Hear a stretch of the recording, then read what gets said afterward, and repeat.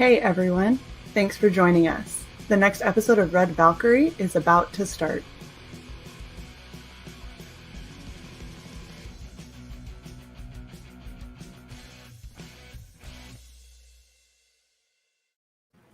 Hi everybody, and welcome to another episode of Red Valkyrie. I am your host Shae Zombie, and I'm here with the very talented Passion for Drawing. How are you doing, sir? I'm doing very well. Your costume looks amazing. Thank you for dressing up as Valeria. It's awesome. Absolutely. I was super excited. I've been wanting to do this one forever because I was like, she's badass and she's got red hair and it's long and let me at her. Cool. Yeah, I can't wait till Sunday if we ever have a con in Comicsgate. People do cosplays and stuff. Just can't wait to see everybody's costumes. I'd probably lose it if someone dresses up as Valeria. Yeah, I'd probably like see them in real life. I mean, this is great, but if someone comes like at a cosplay at a convention or something, I'll probably tear up a little bit because it's kind of cool to see a character come to life. See, that's what we shoot for. I shoot for trying to make it a little bit more fun and bring your character a little bit into reality because you guys work so hard on them, and so you deserve to get a little bit back for sure. Oh yeah, it's always cool to see fans get into it. Absolutely. Okay, so we're here because of your comic Doom Fate, and I'm just going to kick it straight over to you to start doing your pitch so we can hear all about it. Sure. Doom Fate is a 56-page comic. Is a sword and sorcery based book. It's about a group of barbarians who live in this northern icy realm. Kind of think of like Skyrim, a little bit. And they believe in the fates as gods. It's like their pantheon. So they rule their whole life is already set out before them, even before they're born. So one particular barbarian, she decides she's not into that. She's going to do her own thing, and her name is Valeria. She's named after the valley, which is Valerium, which literally in Latin means the valley. Nice. So she goes out and does her own things, and because of that, a lot of shenanigans and bad things happen because you're not supposed to go against the fates. And this ends up one little thing turns into this big epic storyline that will go over 8 volumes at least. This is the first volume. The story's all written out, the whole thing. I got the beginning, the middle, and an end. And you'll just see this travels of her as the main character. And it just goes on from there. There's basically it's the start of the beginning of the end. Let's say. Yeah. And this is the first volume of that to kind of get you into the characters and the people and the world and all this thing. It's a very rich world I've built. So I have to pause on here for a second. So this is obviously what I chose for my background. I did it because of this panel right here. This hack. Where you just go like, I'm pretty sure that first hit. I think that first hit got him. I mean, he's a giant, so he's pretty tough. But she's not going to stop there. Yeah. There's so much blood on that first strike. Yeah, the book looks cartoony because I'm going kind of for like a anime feel to it. A purpose. But the book definitely does not hold back blood and guts. And I mean, if you're a fan of Conan the Barbarian comics and a lot of that Berserk, if you're a fan of that stuff, this could be for you. But yeah, it starts all sweet and nice and happy. And as it goes along, the second volume is going to be really dark. So this one's, you can see all the color. Uh-huh. And then the second volume, things get darker. So there'll be rain and clouds, and it's. So things get pretty, and it gets pretty. There's some stuff I can't talk about in this volume. Right. There's some great surprises, some great fight scenes, all that stuff. There's plenty of action. I think drama, a little bit of comedy. So this is her first day, and she beheads a giant. Yes. That I like her. Yep. She gets my vote. Hail the chat too. Hail everybody in the chat. Yes, thank you everyone for coming out. I know it's 2 p.m. is always a hit or miss time, but we appreciate you for sure. Replays. We'll get them in the replays. That's where I get. You know what? That's why everybody gets this. Nobody's watching Red Valkyrie live. I got like 5 people that are like, yeah, dedicated, and then everybody else is like, oh, I caught the replay for 20 minutes. It was good. Like it was on for an hour and a half. But that's cool. And this is we're looking at here. This is a print by Joe Ball, and he did It's a Death Doom Fate crossover. We sold the original last night. I have another original for him. I'm going to put up here probably tomorrow. It's not. It's of it's of a Durica there. So okay. So yeah. But we hit 7,000 yesterday, and then we're really close to 8,000 today. So we're doing really well, shooting for that 5 figures. So hopefully everybody can still back it, and let's push it up a little bit more. But since we hit 7,000, we have 7 cards that everybody's going to get, and a small print. So so it's 8 pieces of stuff you're going to get, and then you get 6 stickers by 6 a.m. Comics. He does these little cute little cartoony stickers. I Characters love versions. stuff. Yeah, if you're a comics geek, you probably have seen them. Really awesome. And in 8 pages we're added to the book, so we're at 56. That's and awesome. Everything's going to get signed. So if we hit 10K, we'll get there hopefully. And I got something secret planned for that if we do that. So nice. Yes, I think everybody who backed the book, probably all the way down the line, will get something on this. So wow. That's so really cool. Yeah. Okay, so you say trading cards by these amazing artists. Who all do you have that did trading cards for you?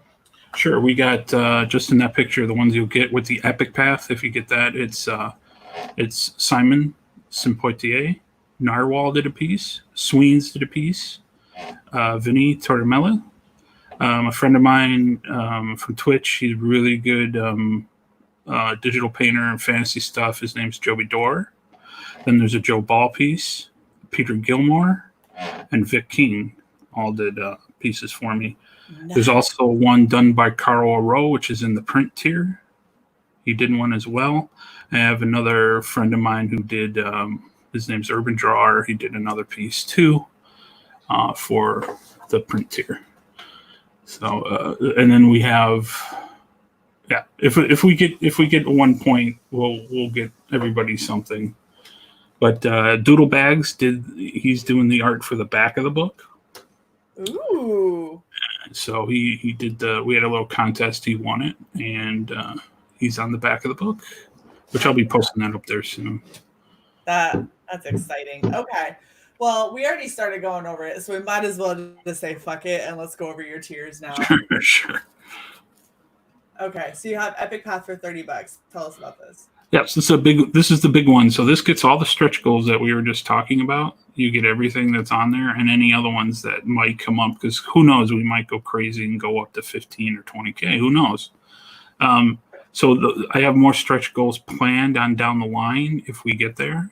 But once we get to shipping, then this is probably going to drop off. We'll just have the book at that point. But this one you can get in is $30. You get the book, an 11x17 poster of the cover.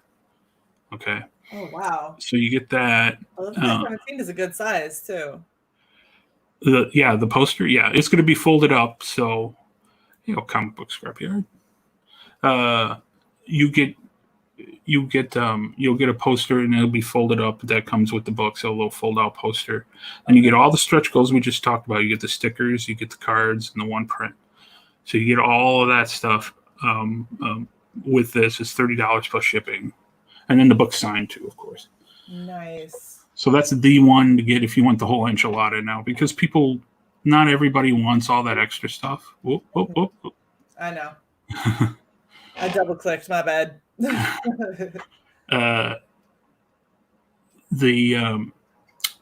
Because people don't want all that stuff, or they just want one small part of it. I made separate add-ons for those things. Actually, Zach's now doing it. So I think I'm not saying he copied off of me, but Zach's kind of doing what I'm doing now on his latest campaign. But you can get a print tier. You get 5 prints and one extra one. So that's 6 total.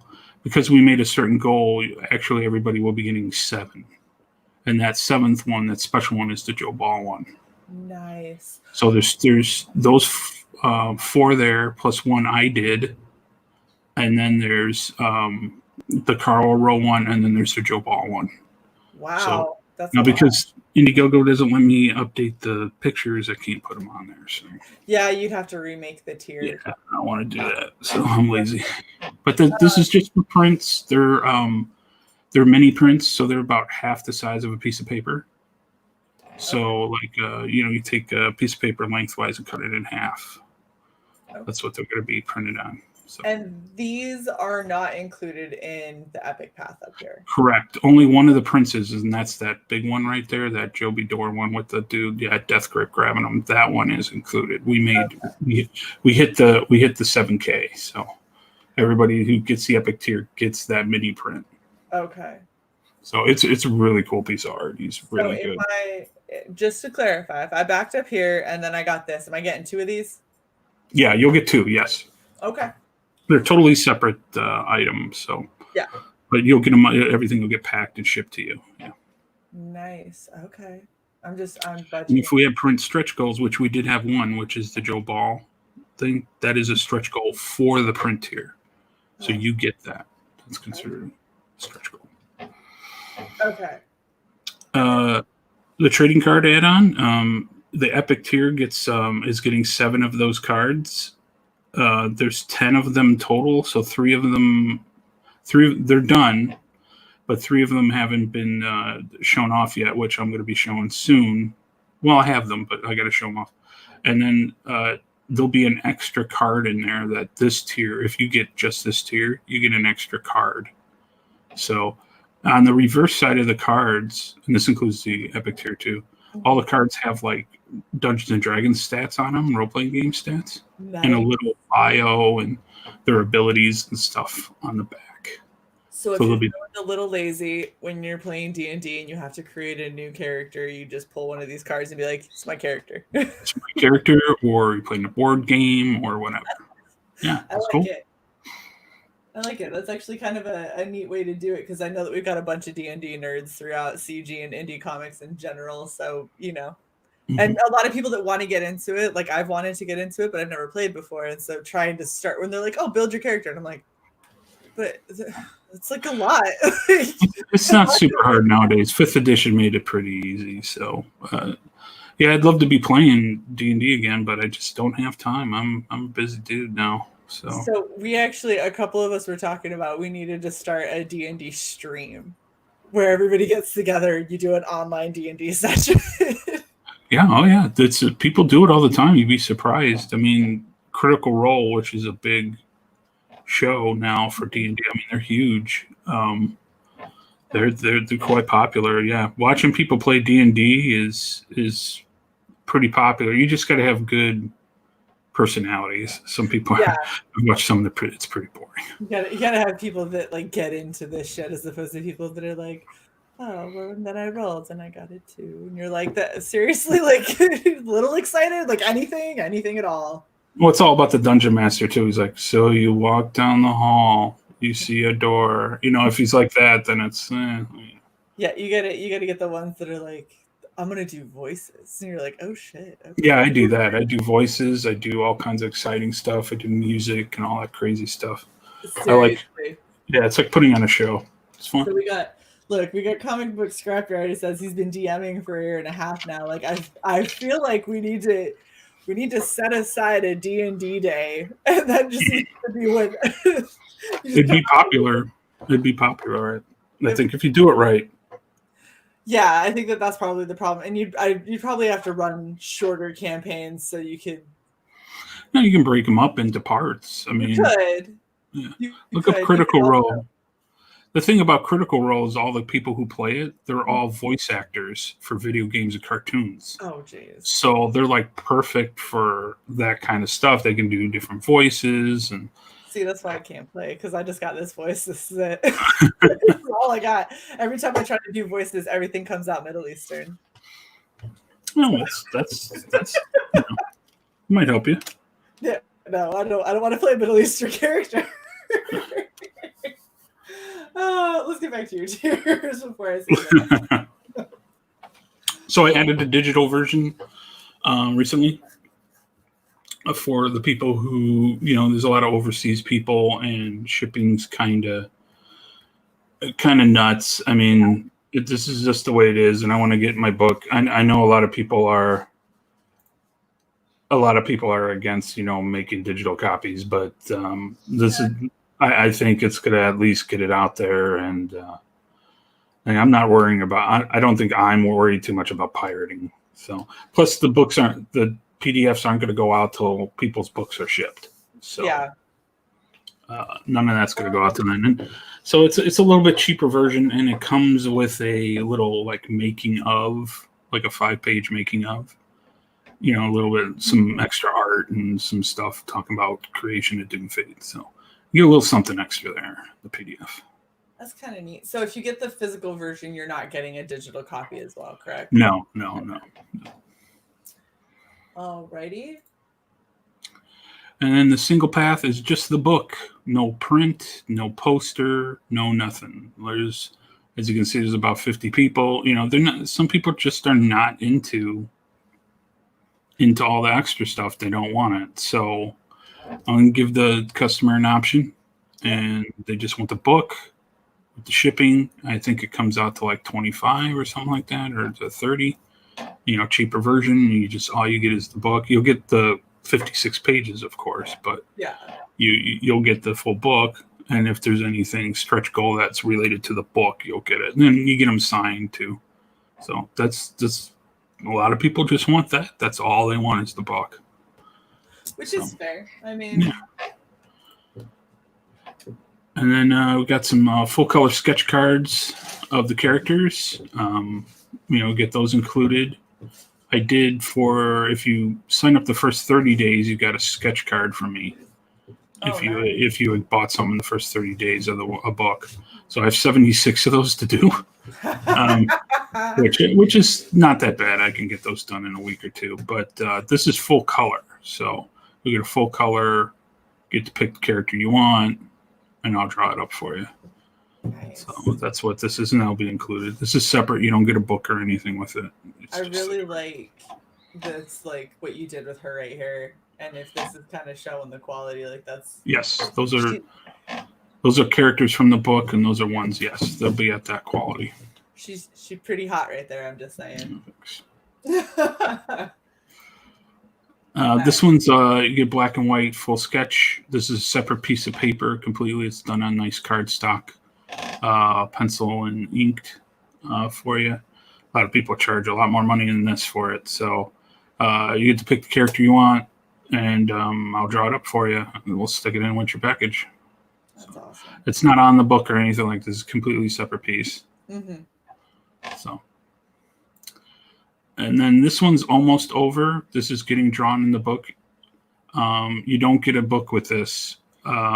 It's just for you to get into the book. And I'll design your barbarian character. You get a drawing of it too. So like the concept drawing, I'll send that out to you. And a lot of the guys who've gotten this tier already, they've already asked me to kind of, it feeds into the next one, but they've asked me to do some other things. But it's free shipping on the art. You don't have to pay anything for it. And that's running out. There's about a week, I would say. And then this one's going to go bye-bye because I'm inking that part of the book here soon.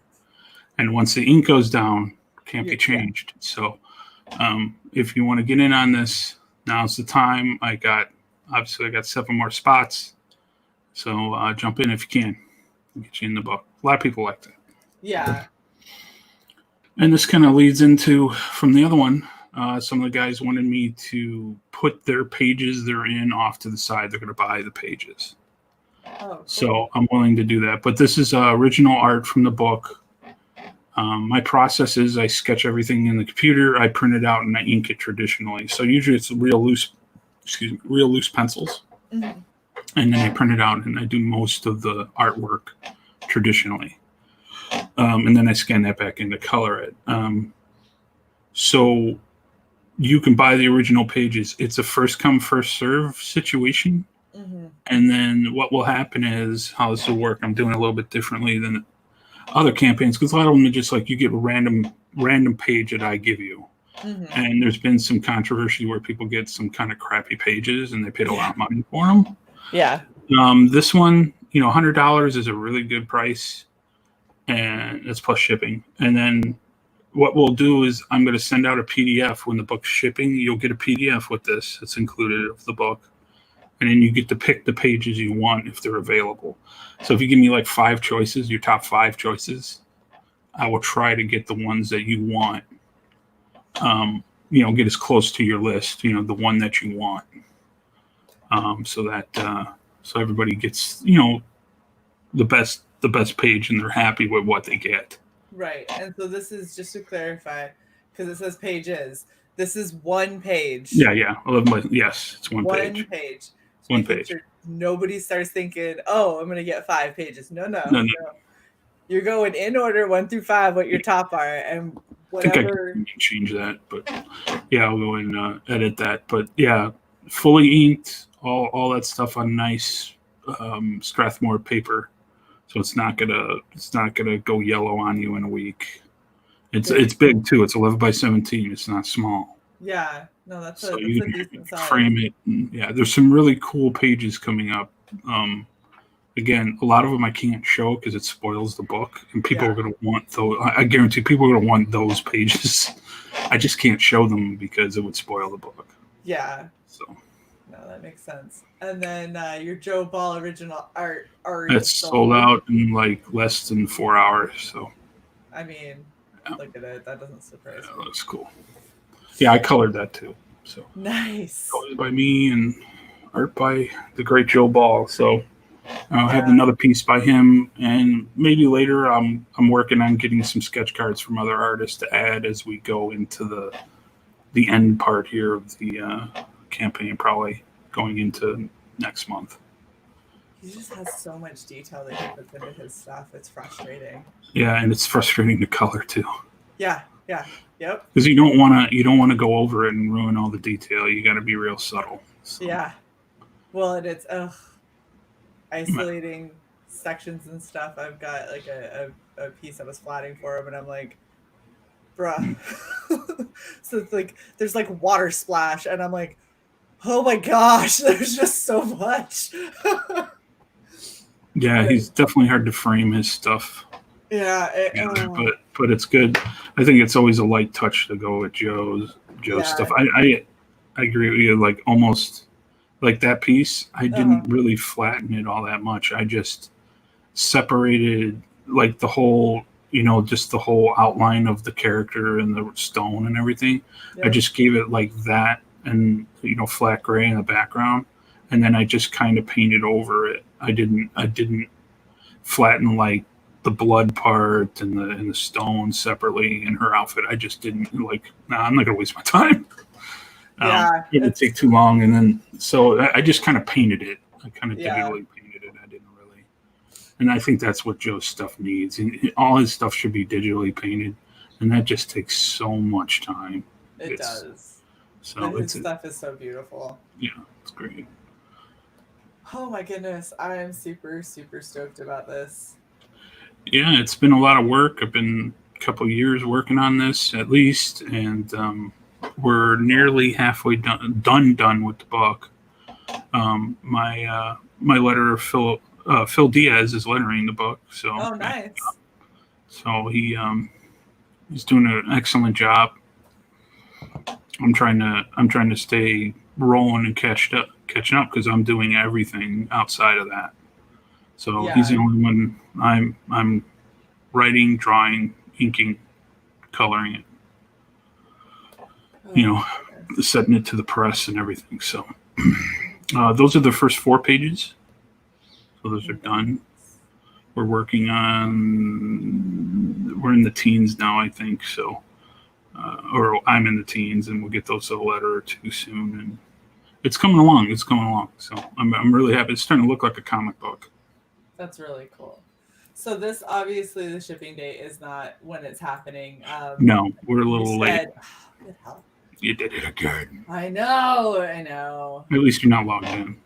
Yeah, there's a reason I'm not logged in. Yeah. For that exact reason. I've done it before on a stream.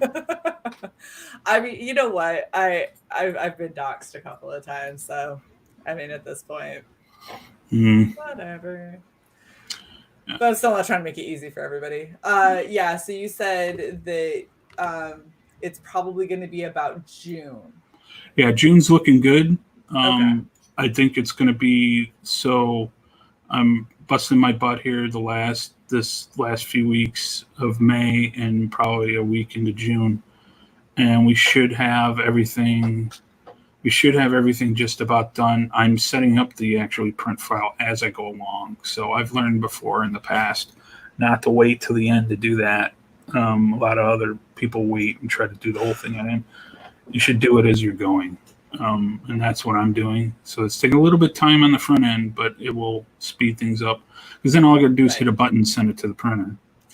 Right. Well, and you know right ahead of time if there's anything wrong with it if you're doing your print file as you go, because you start to format it down and you're like, oh no, this is fucked and I got to fix it, as opposed to thinking you're done and having that sigh of relief and then trying to format everything and going, well, shit. And it's really frustrating when you're so close to getting it done, especially this project. It's taken so long. You know, like 6 months plus, and you just want to get it. I'm getting to the point I want to get it done. I'm just at that point, you know, real close to the end. Yeah. Because I originally this book was going to be 80 some pages, and I had to cut that down. I drew 70 some pages, and I was like, we didn't get funded to the level I needed to do that. And as I was drawing it, because I'd never done sequential before. Right. So I'm usually a one shot kind of artist. And I was like, oh, this could take me a lot longer than I thought. And I didn't even start coloring it.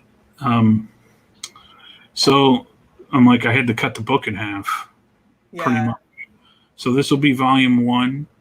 And then volume 2 hopefully will come out sooner. I'm hoping I can launch around Christmas again.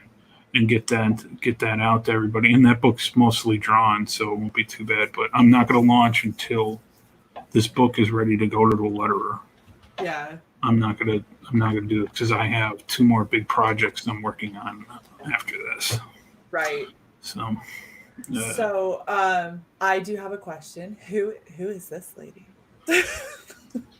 That is Dami, Dahmi. She's an important character. She is a mystic. See, there's 4 separate kinds of fates. There's the tradesman, the huntsman, the guardsman, and then the mystic. So these are all kind of where you fit in life. And she is a mystic. She's a druid. And she's an important character. I don't want to get too much into her, but she's in the book. She plays a vital role in the overall storyline, and she's going to be an interesting character. I think people will be like, oh, okay. I really like her look. Thank you.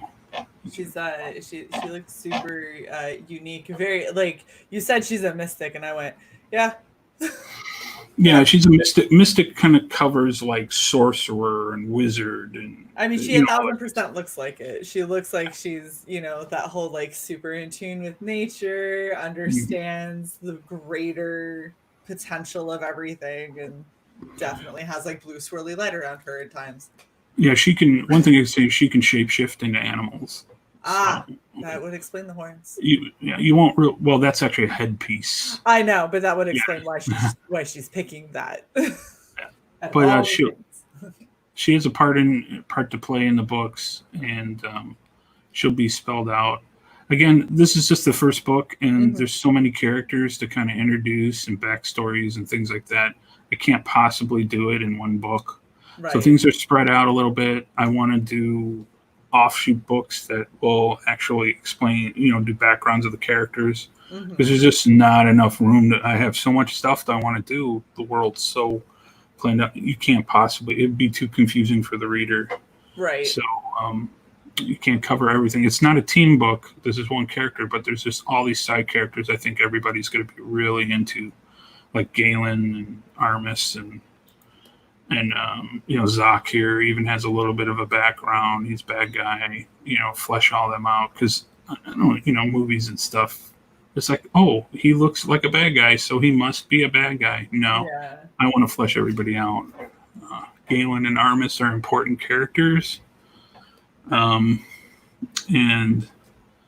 their stories go through the second volume is really where people are really gonna see things. And someone was nice enough to make a video. Should we play it? If you want to.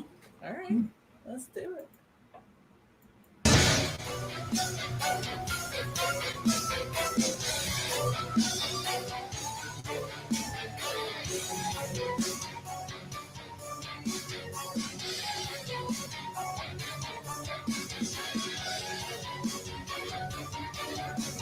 Professional musician. Oh, okay, that's cool. Yeah, I know quite. I've been in Comicsgate a little while, and I know some people personally, like what they do outside of Comicsgate. Yeah. And you'd be surprised just the scope of.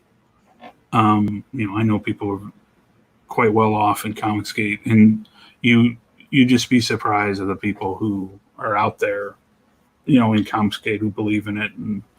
They just their jobs are very important. They just gotta keep it on the down low. But there's some people doing some pretty big jobs out there. Oh yeah. Well, there's a lot of, I think that just really goes to show what the appeal of CG and indie comics is the fact that like it transcends any kind of class or clique or whatever somebody may think exists, because you've got people that span all walks of life that are, drawn into this.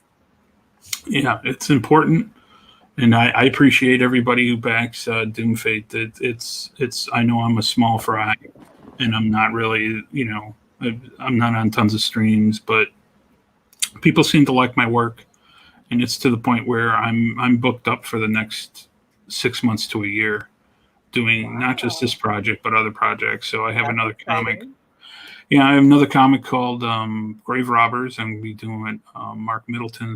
It's a Western horror book, so it's gonna be cool. We're working on that, and then I'm doing a 11-page story for Raging Golden Eagles, Blade Devil. Oh, sweet. So I'm doing that's more of a manga kind of style, and it's a really fun story. Yeah. It's a lot of fun. So I'm involved in that book. So yeah. Then I got outside of this, I'm going to try to get more projects done on my own. So. Do a couple small things and then do a comic. Couple small things, do a comic. You're just busy. I am. When I first came in, it's not bad for a guy who just did a coloring book. So yeah. So when I first started, that's still out there too. I'll be doing another coloring book here, hopefully in the fall. So. Oh, that'll be fun. Yeah, it's all done. It's sitting on my hard drive. Just gotta get done with Doom Fate first. Yeah. Gotta do Doom Fate first before you try to do other things. It's very true. It's very true. A lot of people doing too many campaigns.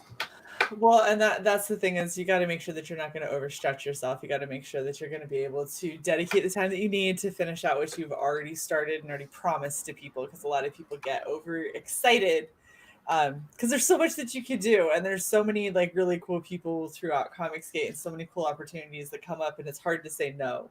But yeah, and I've said no quite a bit, but these two projects, like I was talking about, I couldn't say no to them.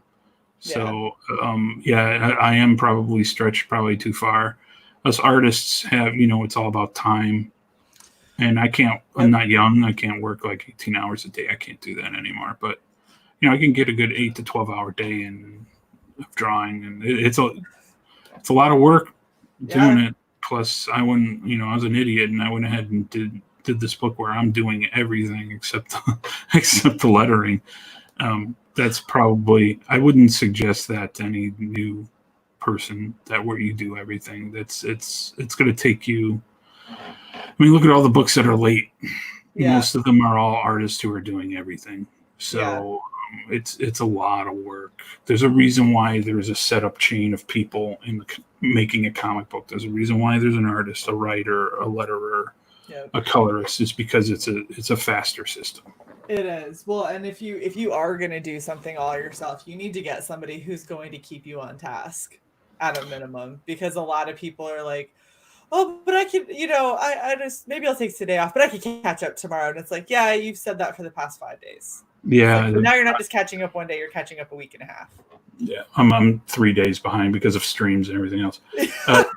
David Feeden says, how many volumes will this story be? Yep. It's going to be at least 8. So we're talking, this is 56. The next one's probably going to be 32, I think. 32 pages per book is probably a good level for me to put out, what I've learned from this book. So I think 32 pages per volume, at least 8 volumes, not including the 56. So, I mean, you're talking, it's going to be close to 300 pages when it's all done. And then I'll probably put like a big omnibus out, when the story's all over. There is an ending to this, and I'm hoping it's a 5-year plan. Okay. I'm trying, because the reason why I want to go down to 32 is I want to get 2 books out per year, not 1. Because I think when we go to get the second volume out, it's going to be close to a year by that point. Yeah. But I want to do other things, and I have other commitments, because I had to pick up other work because we didn't. It's hard to. It's hard to live off of just one. You can't do that off of one Indiegogo. So. Yeah, for sure. Especially because like right now you're sitting at almost 8,000, which is really, really good for a first time through. But the problem is out of that 8,000, how much are you actually going to see? Because you've got printing costs and you've got shipping costs and all that. Like, you're saving money because you're the one doing everything except for lettering. So you're saving money there. But yeah, like, we were at 5,000 for a long time. Yeah. And I thought, okay, I might hit 6. So you figure, I don't mind breaking this down. So I had to pay the artists who did all that stuff. I had to pay that money back. Right. Okay. So that they have to get, that money has to be recouped. So that wasn't a small amount of money. Then you have the printing costs. Then you have taxes. People forget about that. Yeah. And then the shipping. The shipping could be a big chunk of it. And by the time you're done with everything, you might make, like profit, if you're lucky, 10 to 15%. Yeah. And so six grand, might be lucky to make $1,000. And how much time I put into this book, labor wise, I mean, I'm making pennies. I mean, it's not. It's at this point, it's a labor of love. Yes. And so you have to have bills to pay. So this is why you see some artists who are probably late with their book, and you're like, why are you doing a cover? Why are you doing this? Why are you doing that? They gotta eat. They gotta make money or electricity. And even guys who made like 30, 40, 50,000 on their book, if you're talking that 10 to 15%, that's still only, $5,000-$6,000. Yeah. If you're lucky, that's not enough. You got to do other stuff. So, and that's if you're doing everything yourself. If you're a writer, you have to pony up the money up front to get the artist to do it. Then you have to hope on your IGG that you make enough to recoup the money for the artist and also your printing costs and also. So writers have it pretty tough too. So, and they probably, writers, I would say, would probably be in the red on their first project or two. Probably, yeah. But they have more time to promote the book. Artists don't, because we're always working. Yeah, because basically as a writer, once you've written the story, then you're handing that off to an artist. Now the artist is going to be busy, and you're like, well, I'm just double checking and making sure things are coming out the way I want. But I already wrote the story. Like, the story's already done. Yeah, like for Grave Robbers and for Blade Devil, I am not doing the coloring. I'm just doing pencils and inks. That's it. Mm-hmm. I didn't write it either, and I'm not writing either of them. So it saves me. It's going to be a lot quicker process, and it gives me more time to just focus on the art, especially Grave Robbers. That's going to be a little more. It's going to be a different style than Doom Fate. It's going to be a lot more detailed, a lot more fun, and stuff like it. Because I can sit and actually focus on it. But when you're or one woman show, you you have to make sacrifices for time. Yeah, it's just you have to do. There's some stuff I'm like, I wish I could work on it forever and make it look perfect, but I just don't have time. Yeah, no, and that makes sense. I mean, just even me just doing streams. I have 2 other jobs, and I count this as a job. So this is my 3rd job that I have. And so between we appreciate it too. well, I go ahead. I was gonna say the way that I look at it is, while this is something I consider to be another job, this is something that I consider to be another job that I enjoy and that I'm willing to sacrifice for. And so I've sacrificed. Usually, what I end up having to sacrifice is sleep, because I don't have, like, I've got the Air Force takes a chunk of my day, my 2nd job takes a chunk of my day, and whatever's left is me time, and 90% of my me time is sleep. And so that I just sacrifice sleep and like, well, I'll just stream, it'll be fine. I'll get 3 hours, it'll be okay. I got a monster. I'll make it. Well, us creators appreciate people like you, Shae, because we wouldn't be able to even get our books out to everybody. And I mean, I know a lot of people who run these things are writers and stuff themselves, and I think it's important for people like yourself to do this kind of stuff, because without it, we wouldn't be able to promote our books and get at least get our faces out there, and the people to know us, because this is independent comics. There isn't a whole lot of marketing, so this is our marketing. And for you to give your time and your energy is really nice of you, and I appreciate it. I don't know if too many people say thank you, but thank you. I appreciate you saying that, and it's because I know that it helps you guys out, and I get to play dress up, which I find fun, which is why I do this. And I've only ever had it bite me in the ass, maybe out of 60 something streams, I think it's bit me in the ass 3 times.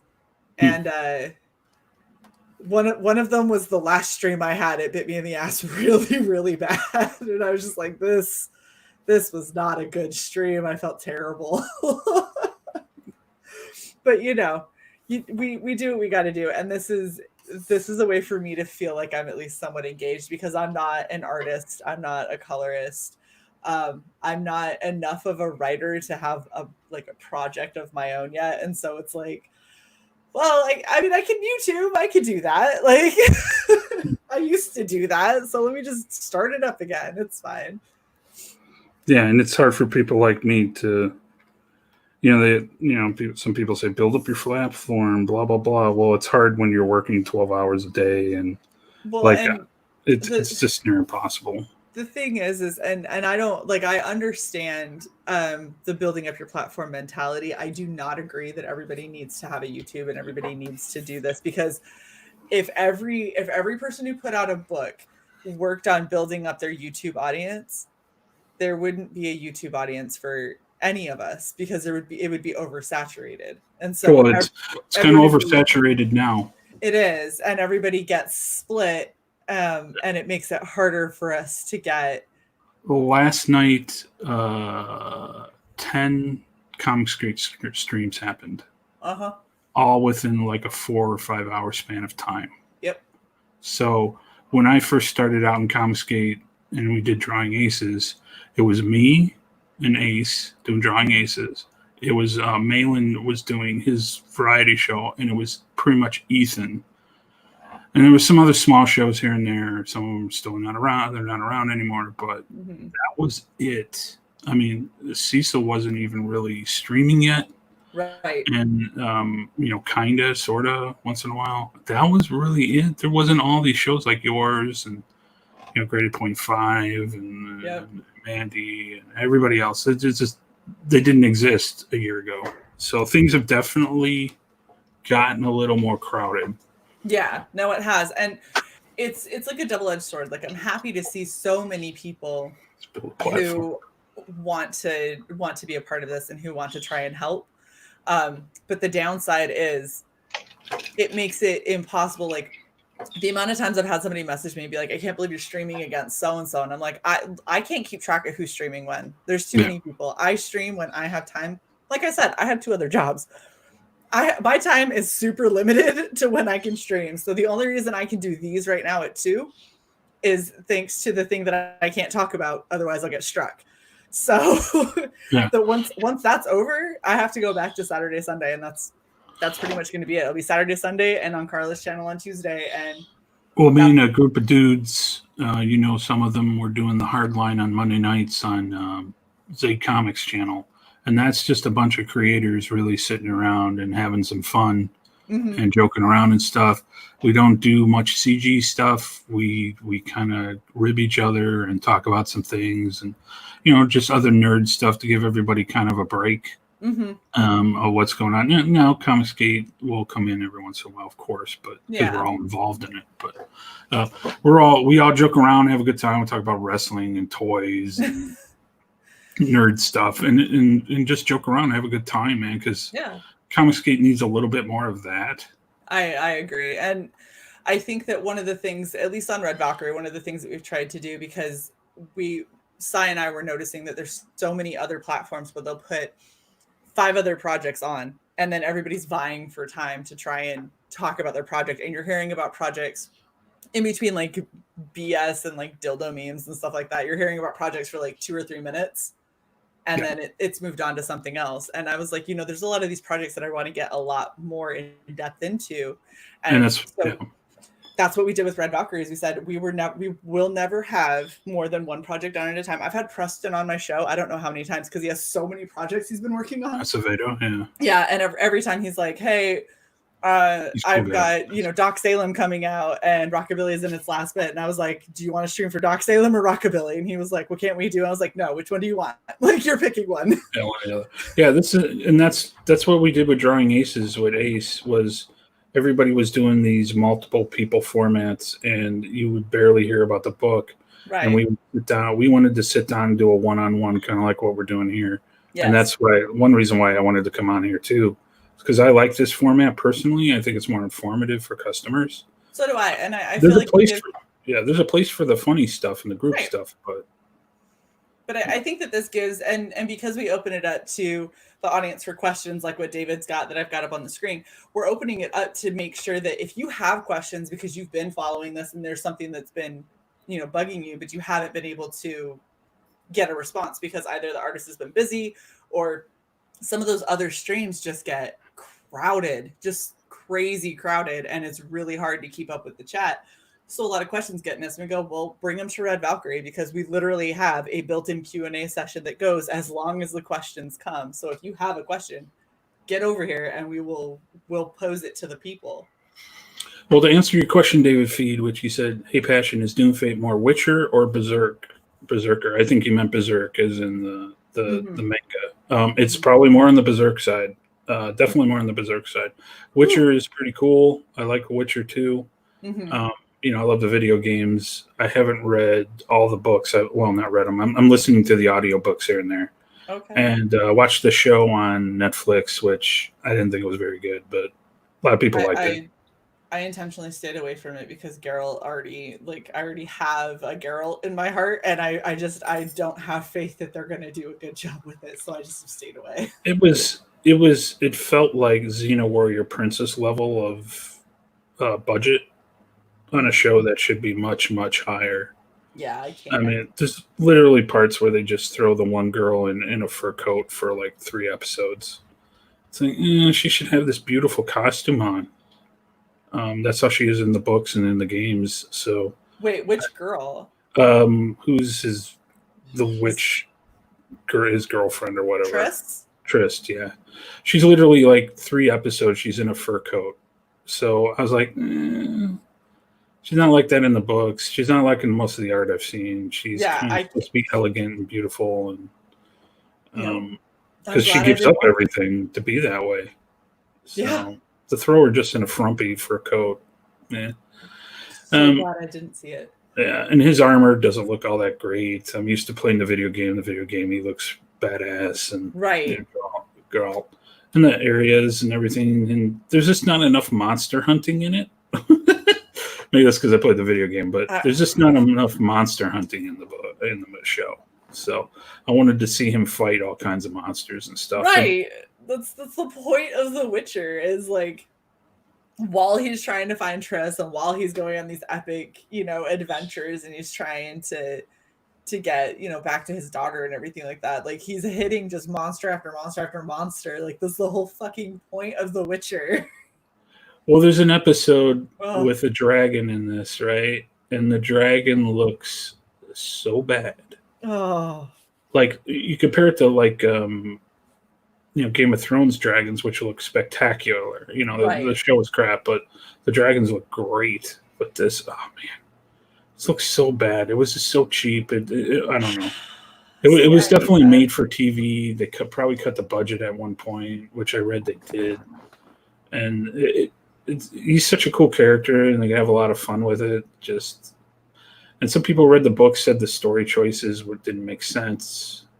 So I don't know. It was okay. It's just a budget. But as for Doomfate, Berserk, it's more on the Berserk side. If you've never read Berserk, manga Berserk, I'll warn you right off the bat, it's pretty intense. But they're putting out books, you can read it. It's pretty bloody. I don't think mine's as extreme as Berserk. Okay. But with some of the things, but there are other things that are probably going to shock people. So, there is shocking moments in the books. It doesn't let up. It was definitely an influence. I'm just starting actually to read those. I always saw the art, and I played the Dreamcast game back in the day, but I never read the books. Yeah. So Did you ever see the anime? I tried to get through it, and I didn't really like it. So I watched like 3 episodes, and I was out. The one I really liked was Goblin Slayer.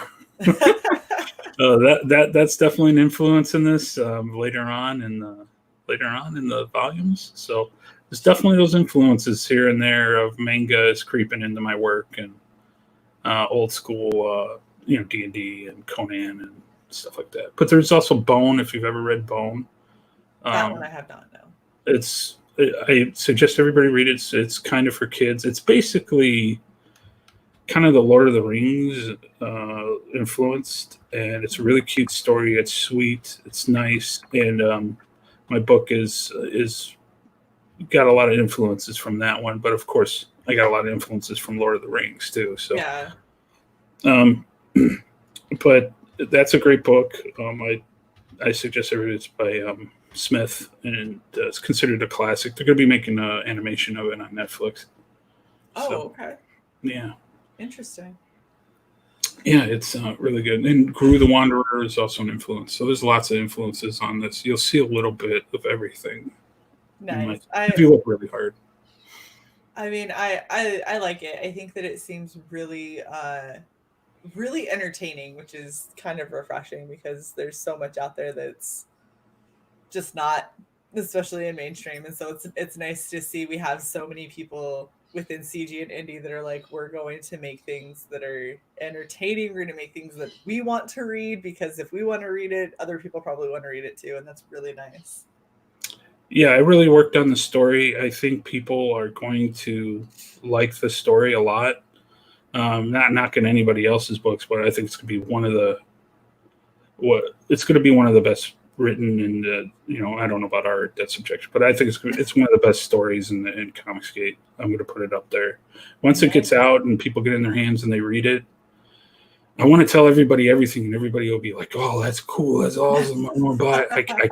I can't tell you everything. You're just gonna have to wait until after everybody's got it, and then you can have those discussions after. Yeah, the first volume is going to blow people's socks away, and I'm really happy with how it's going. And people I've shown it to and told the story to, they're really excited too. So I can't wait till it comes out. That's all really good news for you, that you're showing it to other people and they're also getting pumped for it. It's gotta be a good adrenaline rush.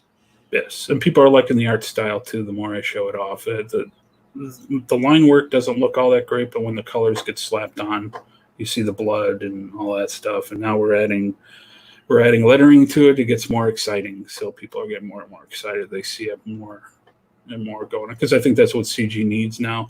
They need to see a book coming along, and then there's people like, I'm not going to buy this book that's already shipping. So there's also those people too. Yeah. Magic Cop's done, I think, Phil and Brandon, they've done more in sales after the book is shipped. Because other people have their hands on it, and you know that it's going to be coming out to you because other people have it. It's really hard to be like, well, I don't know that this book's ever going to fulfill, if you can look to your buddy and be like, except they got it, so it's probably. Well, I also think it's another. Yeah, I also think it's another thing is, yeah, there's a lot of books and they're fulfilling too. There is a big chunk, but are they good? Are they written well? We need well-written books. Yeah, we got ones that look spectacular. They look great. Yeah, but the stories are or okay. Yeah, and I've seen a lot where I'm like, well, this is a really pretty art book, and they're like, oh no, it's a comic. And you're like, it's more of an art book. Like the art is amazing in it. The idea is interesting. The writing is kind of a slog, and it's not as engaging as I would want. Or, I understand us doing like 45-page floppies or 24-page floppies, and I completely understand that, but that's hard to get a lot of, introducing people into an entire world and concept and make it feel like they've gone on enough of a journey in 24 pages is very difficult. I think it's near impossible. Yeah, so I've had a couple where I was super excited, and right when things got good, it was over. And I was like, oh my gosh, I'm going to have to wait over a year for anything else with this. And it's just like, damn it. Like, it was entertaining as fuck. And now I'm just, okay.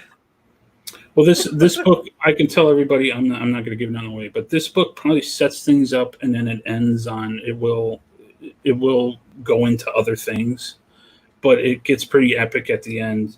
And then the next volume is going to be the ramifications of everything that happens in this book.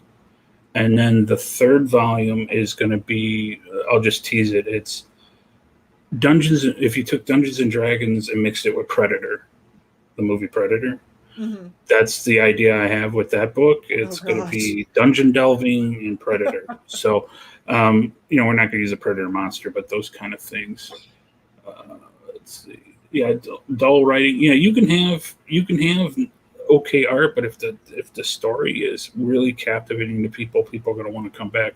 Art to me sells the book. Like, hey, if the art looks like trash, people are not going to even read your story. You need a good artwork, good cover, all that stuff, and then the story has to be good to keep people coming back. Yeah. So I'm pretty confident. I'm pretty confident in mine. I'm not overconfident, but I'm pretty confident people are going to enjoy it because I've read a lot of stuff and I've stole just enough to make everything. Like The Hobbit's my favorite book, so I've read that probably 100 times, and I'm formulating the stories kind of like that, the beats of the story. So I think everyone's going to like it. I hope so.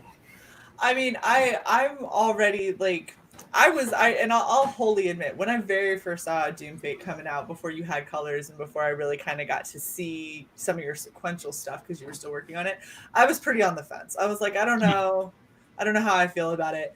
The scene that's behind me, there's a reason it's behind me. I saw that and I was like, I'm in. Like, I'm down now. Like, I was kind of, I mean, I like the fact that you got, buxom, like, take no shit Ginger that's like your lead. That makes me really, obviously, very interested for very selfish reasons. But I was still kind of, sword and sorcery, not necessarily my favorite thing in the world. Sometimes it's good, but it gets, some people think that they can write it and it just gets butchered. Yeah. Like there's the amount of times that I've read something that started really good and it just takes such a left turn and you're like, oh, it's just so bad. I just can't get through it. And so I was a little bit on the fence. I started seeing some of your sequential shit and I was like, all right, I'm gonna back today. But then I wanted to hear about your tears before I did. when we get off air, I'll show you some other stuff that I can't show here. So I'll give you a little sneak peek and get you excited about it. But there's definitely, I really worked hard. Originally, the story, it was a dude, was Valeria's part. It was a guy, and actually Armis, the character Armis, he's got the black hair and the swords. Mm-hmm. He was kind of the original character, the original thing. But I just, after a while, I'm like, this is too much like Conan. It's just too much. So I'm like, well, I'll have it be a woman because Hollywood and comics write women like shit. Yes. They don't give them heroic. They don't go on heroic journeys. They're just automatic badasses. And in this story, she is not. Trust me, she is not. Well, and another thing, can I just say, there's two more things that I actually like about your chick is you put her in an outfit that, and I'm just going to share screen again real quick.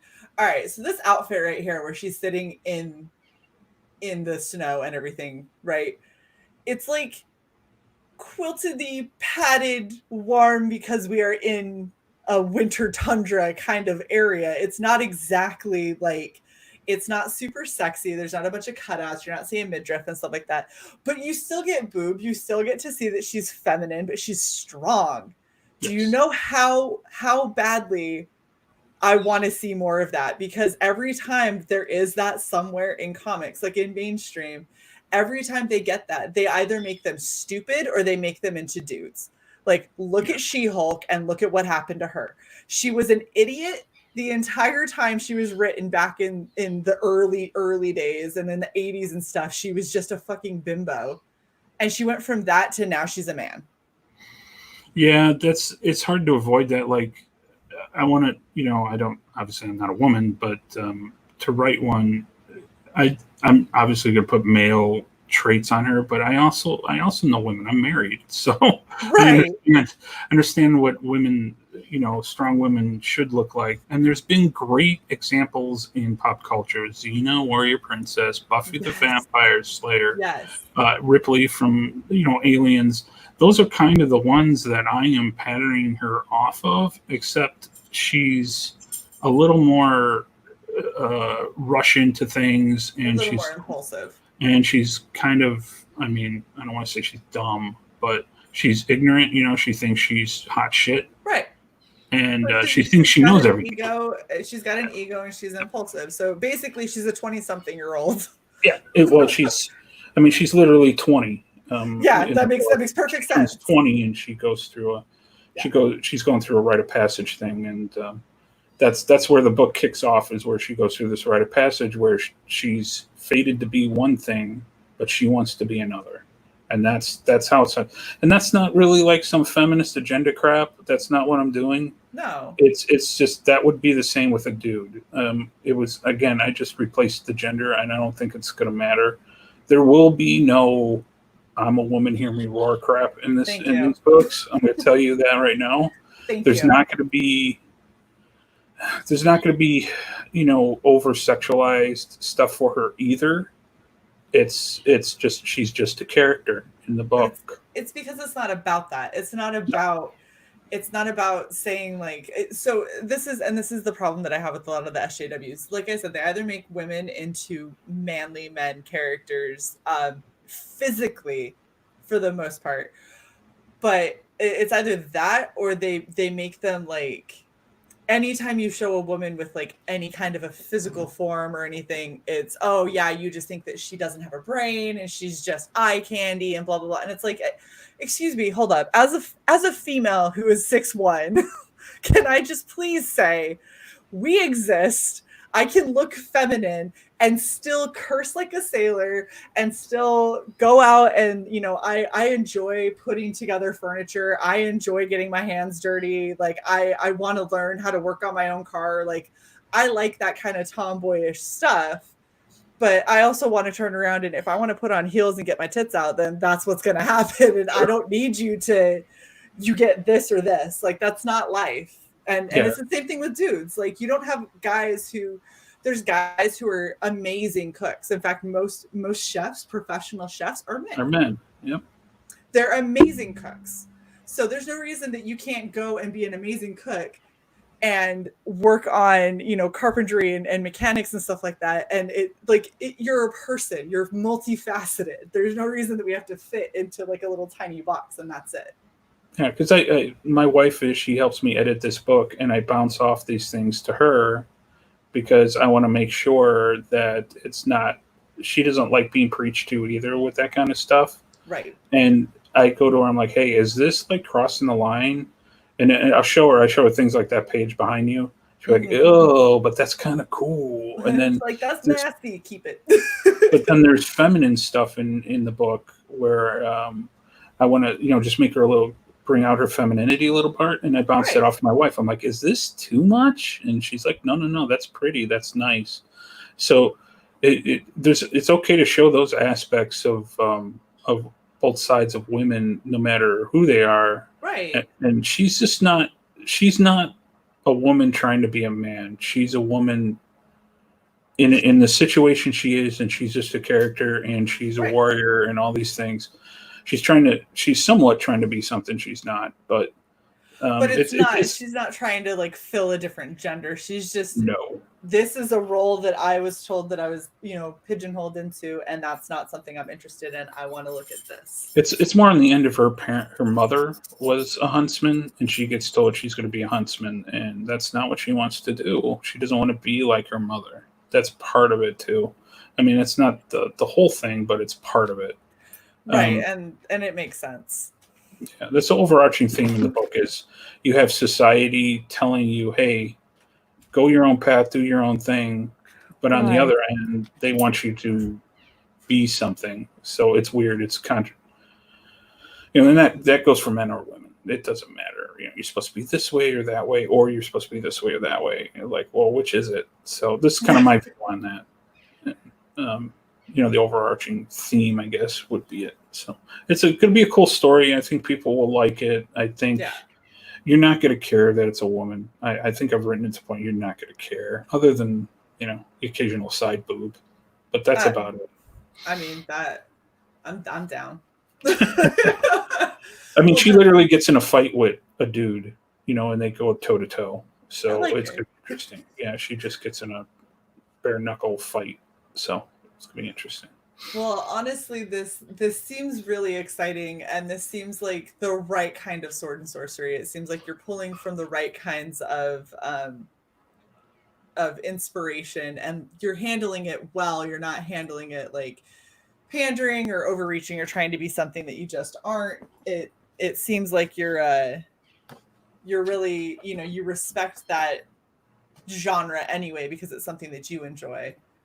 And it's also not a personal insert book. We get a little too many of those in CG where we got people they're inserting themselves into the book. Yeah. It's not one of those two. I don't wish I was a 7-foot redhead with an axe. But my influences and some things about life and things. Of course, my experiences are going to be in there, but these characters are pretty much nothing like me. So, well, honestly, I'm super stoked about this, and I am willing to go so far as to say that you took me from being slightly on the fence with it to like. I'm sold. This is something that I want to see. This is something that I want to have succeed. And I am really debating this full color sketch card just because she's so you draw her so pretty. How pretty she is. There'll be plenty of sketch cards as long as everybody grabs them. Yeah, definitely. I love drawing her. I have her down pat. I got most of the characters down pat. How to draw them, pretty much draw them from memory now. So I don't need reference anymore. I used to have like, oh, how did I do this and this? Yeah. And this. Well, I want to say thank you very much for coming on to Red Valkyrie. I'm really glad that we were able to get you on finally. I know that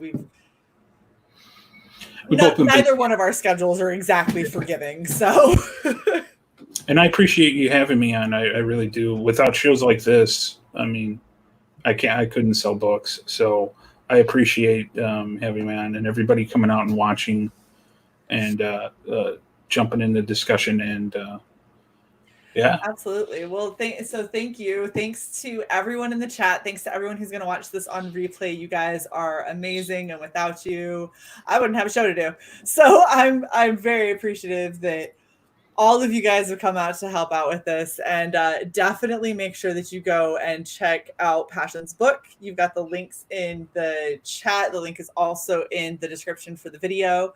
And as always, do not forget to like, share, and subscribe to Red Valkyrie. We appreciate every single one of you. We are getting so close to 3/4 of the way to our 1,000, and I'm super stoked about it. So thank you everyone for coming out. You guys are amazing. Thank you again, Passion. It was wonderful talking to you. My pleasure. We will catch you guys next time. See you later. Bye.